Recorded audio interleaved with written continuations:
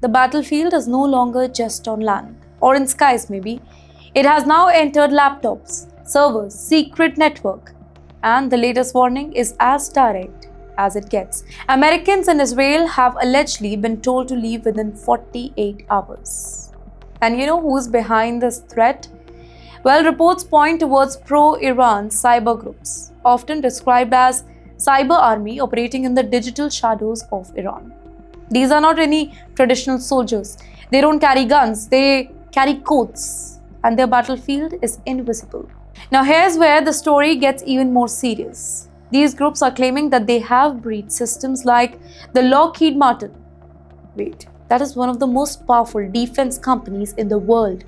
According to these claims, sensitive data linked to American engineers and military linked projects have been accessed and possibly exposed. Now, wait, if that is true, this is not just hacking anymore, it is intelligence warfare, because targeting defense contractors means that going after the backbone of military technology here.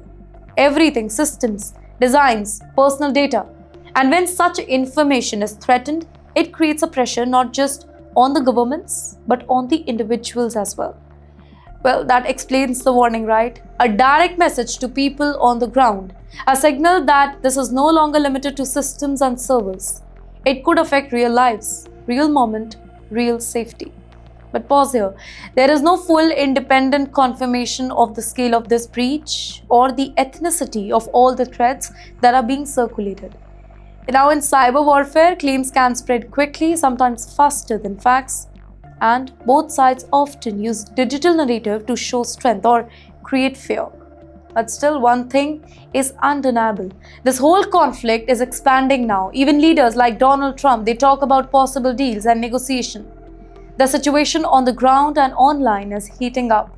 Cyber attacks, data leaks, in fact, psychological pressure, all is becoming part of a strategy now. Experts warn that cyber warfare can be unpredictable. Here, a single breach can disrupt systems, expose identities, or even impact crucial infrastructure. And unlike traditional battles, there are no clear front lines. Anyone connected to the system can be targeted here. Let me conclude this for you. What we are witnessing right now, it is a new phase of war. Not just missiles or troops that are being used, but data and disruption. In today's conflict, the most dangerous attacks are not always the ones that you see. Sometimes it is hidden behind your screens.